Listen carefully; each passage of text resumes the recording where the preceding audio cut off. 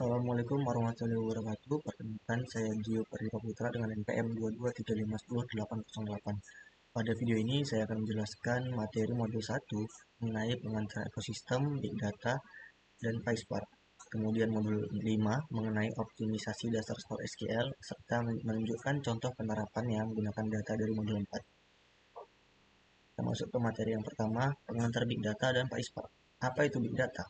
Big Data merupakan kumpulan data yang memiliki ukuran sangat besar, terus bertambah dengan cepat, serta memiliki berbagai macam bentuk data, sehingga tidak lagi efektif diproses menggunakan komputer biasa.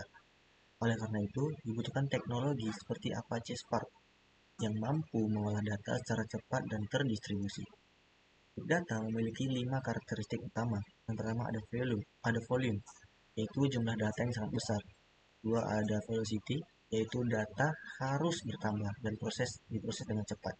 Ketiga, ada variety, yaitu data memiliki berbagai bentuk seperti tabel, gambar, video, maupun file JSON.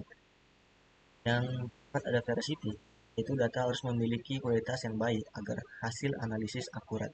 Yang terakhir, ada value, yaitu data harus mampu menghasilkan informasi yang berguna sebagai dasar pengambilan keputusan.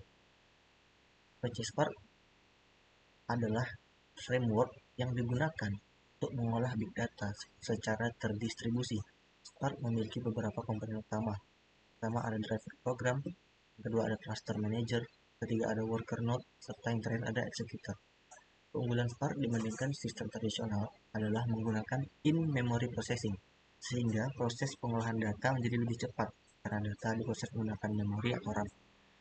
Setelah memahami konsep dasar Big Data, selanjutnya saya akan menunjukkan bagaimana konsep tersebut diterapkan menggunakan Spark SQL. Oke, langkah yang pertama adalah menginstal PySpark, kemudian Spark Session sebagai pintu masuk menggunakan Apache Spark. Saya sudah menginstal PySpark dan Spark Session. Lalu, saya membuat 3 data frame, tabel departemen, karyawan, serta tabel gaji. Di sini ada tabel departemen, tabel pegawai, serta ada tabel gaji.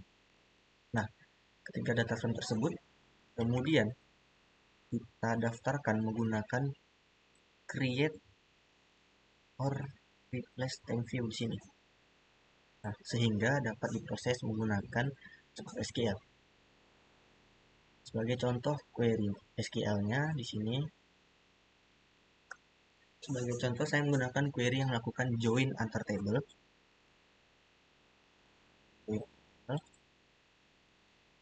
Lalu ada group by yang berdasarkan departemen. Lalu ada sum untuk menghitung total gaji setiap departemen. Output dari query ini menunjukkan total pengeluaran gaji pada masing-masing departemen. Setelah query berhasil dijalankan, langkah berikutnya adalah melakukan optimisasi agar proses menjadi lebih cepat dan efisien. Di sini saya menggunakan case menyimpan data di RAM sehingga ketika query dijalankan kembali, Spark tidak perlu membaca ulang data dari penyimpanan. Akibatnya waktu eksekusi menjadi lebih cepat. Hasilnya. Nah, selanjutnya ada execution plan. Saya di sini menggunakan fungsi explain yang ini. Execution plan berfungsi untuk menampilkan bagaimana Spark menjalankan query yang telah dibuat, sehingga kita dapat mengetahui apakah proses tersebut sudah optimal atau belum. Dari hasil execution plan ini kita bisa melihat apakah hasil eksekusi dari query tadi sudah optimal atau belum. Lalu ada partition. Partition digunakan untuk membagi data menjadi beberapa bagian agar dapat diproses secara paralel. Fungsi yang saya gunakan adalah repartition di sini. Di sini ada repartition. Semakin tepat pengaturan partisinya, maka proses pengolahan data dapat menjadi lebih efisien. Lalu yang terakhir ada format parquet. Ada format parquet. Nah, format Parquet dibanding selain itu, Spark lebih menyarankan penggunaan format Parquet dibandingkan CSV karena ukuran file lebih kecil, proses pembacaan lebih cepat, dan sangat cocok digunakan pada pengolahan big data. Berdasarkan materi yang telah dipelajari, saya dapat menyimpulkan bahwa big data merupakan data yang memiliki ukuran yang sangat besar, bertambah dengan cepat, serta memiliki berbagai jenis data sehingga membutuhkan teknologi khusus untuk mengolahnya.